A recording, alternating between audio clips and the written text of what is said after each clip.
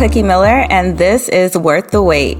Join me every week as I explore profound weight loss solutions beyond just diet and exercise, because a lifestyle change starts with changing your mind.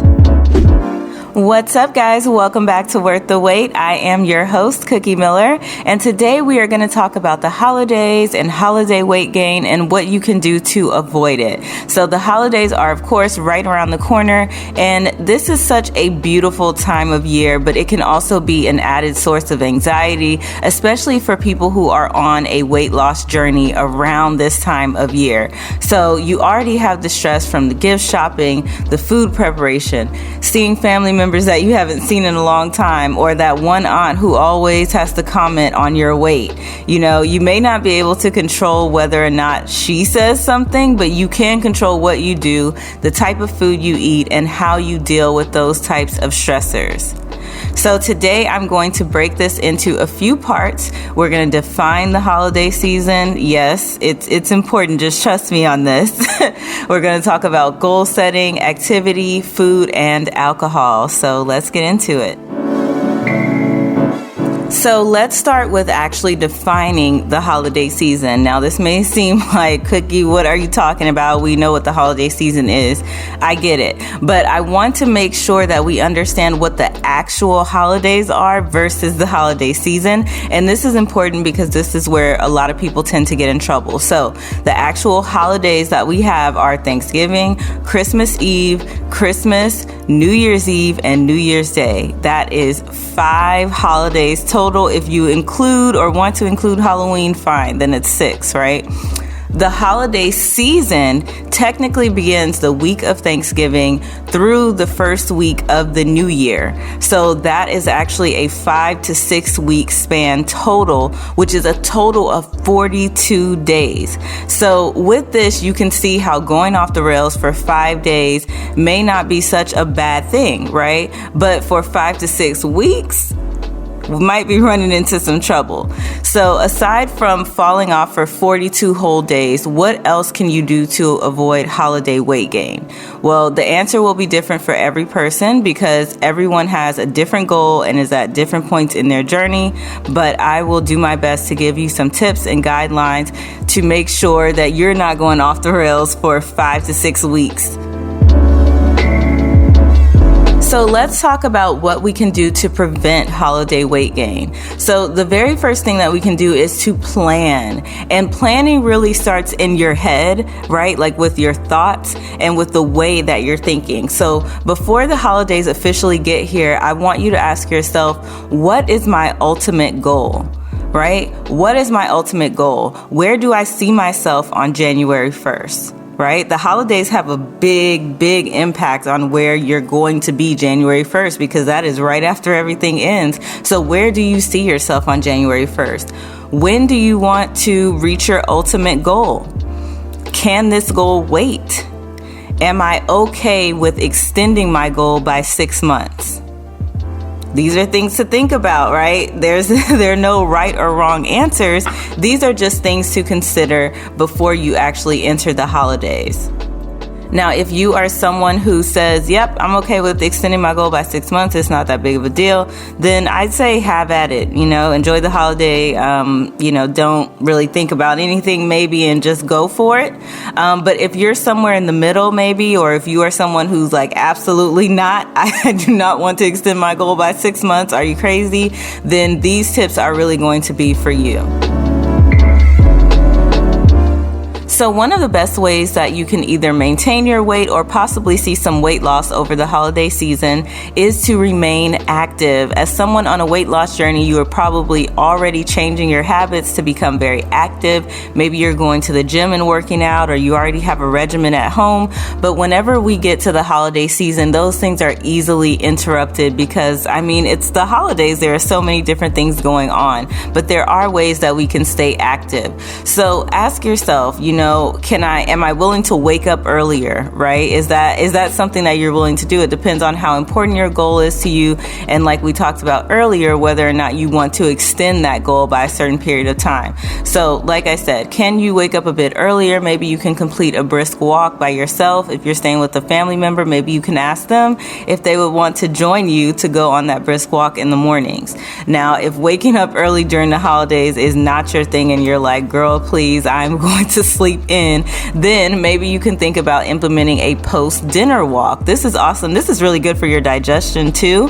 So if you can just go on a nice leisurely walk, a few 20 minutes or something after you eat dinner, then that would really help to keep your activity up. And you can bring a family member with you, because after all, the family or the holidays are about spending time with family. And so why not try to spend time together while going on a nice walk? Now, another place to do a really fun walk are Christmas trails. My family and I will go to the local Christmas trail every single year and go and do our walk. And now I have 2 adorable little nephews that we get to bring. So that is awesome. So look in your area and find out, are there any fun walkable Christmas trails open? Every year around this time, the trail in my area is open from like mid-November or something through the first week of January. So you can even go multiple times, but it's a great activity. You still get your steps in, and of course you get to enjoy the quality time and being together with family during the holidays while looking at beautiful Christmas lights. And of course, if you are in the U.S., there is the Turkey Trot, which is in most major cities across the U.S. on Thanksgiving Day. And it is a 5K. I believe they have a run and a walk version. So you can gather up all your family on Thanksgiving morning and go out for a nice little 5K. You don't have to run it. You can walk it. You can bring the kids. Now, we can't talk about the holidays without talking about beverages, and I do not mean hot cocoa. I'm talking about adult beverages. Now, this may be your biggest enemy over the holidays. You may not know this, but alcohol actually takes precedence once it enters the bloodstream. So when alcohol enters the bloodstream, it must be processed first. It's like a bully in your digestive system. So that means before your body can begin releasing fat or doing any of its other processes, it has to get through the alcohol. That means a slower fat loss for you. So first, keep that in mind. I know a lot of the times when we think about alcohol, people are thinking about the calories and, I'm having a ton of drinks that has a ton of calories, but alcohol actually slows down your ability to process fat. So it's kind of like a double-edged sword in that sense. So it may not be realistic to expect everyone to avoid alcohol, especially during that time of the year. So some things that you can do instead is to go for straight alcohol when you can. Most of the main types of alcohol, so like brandy, whiskey, tequila, all of that, they're around 100 calories for a 1.5 ounce serving. So that's like a shot, which is pretty much how all drinks are. Which is pretty much how all drinks are made. But I had to stop to laugh because I'm just like, girl, ain't nobody really over there pouring unless you're a bartender. So listen, that is the correct way and the way that it should be measured. Measured out. Now, when we think about wine, for example, a correct serving of wine is like a 5-ounce pour, and same thing, that's going to be around 150 to 250 calories, just depending on the type of wine. Whereas, like I said, with a shot of tequila, it's going to be anywhere from 70 to 100 calories. Now, when we think about those mixed drinks that have a ton of syrups or added soda or sugar or whatever the heck they put in those drinks, you have to really choose wisely, because I have seen typical frozen margaritas, like the big ones, be up to 800 calories. 800 calories. That can easily be a half or a third of someone's entire daily caloric intake from just one drink. So you have to be very careful with the alcohol, choose wisely, drink straight alcohol if you can. Now, if you are not much of a drinker like me, then it may not be the alcohol that gets you, but when it comes to the food, oh my gosh, that might be your thing. If you're like me, I want you to shoot me a DM on IG and let me know it's the food. Just say it's the food, and I'm gonna know that somebody is feeling me. Okay, so a lot of people who are on weight loss journeys are tracking their food intake in some way, whether that's a old school food journal, like writing it out, or tracking on MyFitnessPal. But I would say, unless you are mid prep for like a bodybuilding competition, you probably do not need to track, and it won't be beneficial to track during the holidays. Just my opinion. Now, another thing to keep in mind is that even if you did attempt to track, it is nearly impossible to track grandma's pumpkin pie or your aunt's potato salad accurately, because first of all, they're probably not going to share the recipe with you, and there's just no way to really know. Like, if your family cooks anything like my family cooks, there are no measuring spoons. We don't measure anything. Well, you know how to cook, you just know. So with that said, you won't really know how much of everything is in it, and it would just be such a huge headache. So I would not opt to track at all. What you want to do instead is to focus on your protein and veggie intake. Fill your plate with protein and veggies, like half of your plate, fill it with that. And leave the other half to get tiny portions of everything else. And think of the everything else being like anything that's breaded or fried. Probably the mac and cheese can go with the everything else, right? So try to just make smaller portions on the other half of your plate, but at least one half of your plate is filled with the things that you need for your vitamins and minerals and to feel satiated. Now, the other thing you want to do when we're thinking about food or calories in general is to avoid high calorie beverages. And this is not the alcohol that we talked about before, but this can be the soda. This can be the, whatever, special lemonade or cider or something like that was made. To me, it is such a waste to drink your calories that it may not be worth it. I know I don't drink like typical holiday drinks that I can think of, but if you just think about like Starbucks, for example, and a typical pumpkin spice latte, how many calories does that have in it for a venti? So an iced venti pumpkin spice latte has 320 calories, and that includes 50 grams of sugar.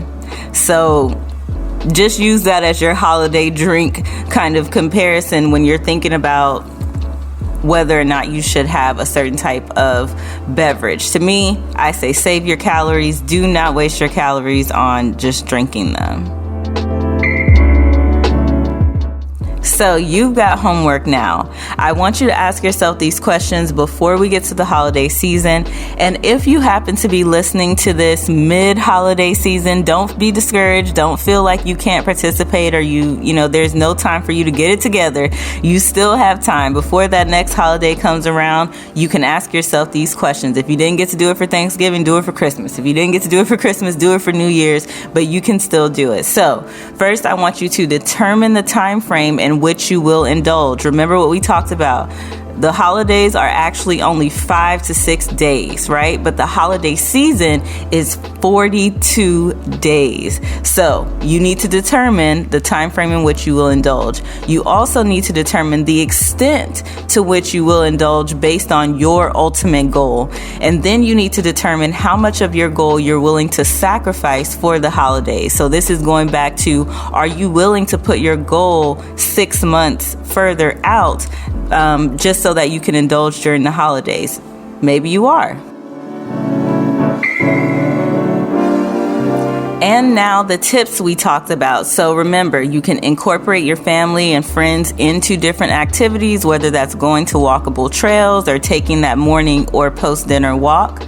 And then avoiding mixed drinks to limit excess calories. So avoiding anything that has added syrups or soda or anything like that that would give you a ton of extra calories. And then the final tip is to fill your plate with half proteins and veggies, and then do tiny portions of anything fried, breaded, or those delicious desserts that will surely be at the holidays this year. So remember, guys, setting goals for the holidays does not have to be a huge chore. The holidays are really about spending time with your family and friends and making memories above everything else. So I hope you guys have a wonderful holiday season. Thank you so much for listening to this episode of Worth the Wait. Remember, if this episode or any of our episodes have helped you, please consider leaving us a 5-star review on whichever platform you are listening to the podcast on. You can also take a screenshot and tag us on IG. We are at Worth the Wait Podcast, and we will be sure to repost. I will talk to you guys next time. Bye.